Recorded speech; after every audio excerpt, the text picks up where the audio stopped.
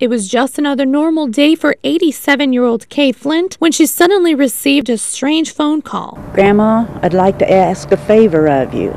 The man on the other end of the line pretended to be Flint's grandson, Ryan, but he was not. And I said, "What is it, honey?"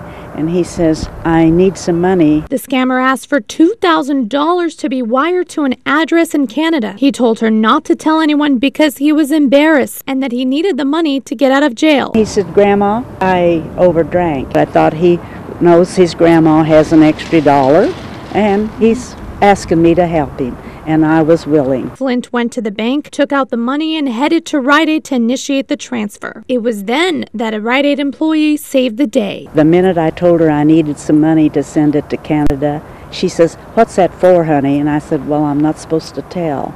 And she said, "It's a scam. It's a scam." She said, "We just had this yesterday." District Attorney Chief Investigator Michael Hislop says Flint was a victim of a fraud scheme that has hit 3 people in Humboldt County so far. They're calling either the grandmother or grandfather and then acting like the niece or the nephew, saying they're stranded somewhere. The ones that we've heard about are in Canada and that they need to wire money. Hislop says there are a few things people can do to protect themselves. Ask very pertinent questions in regards to the family members, things that only the family would know. As for Kay Flint, she says she is grateful to the Rite Aid employee and hopes her story prevents others from falling for the scam. I am so grateful, but I feel like I've lived 100 years in just the last 2 days going through something like this. The important thing to remember is if you do receive one of these scamming phone calls, make sure you ask a lot of detailed questions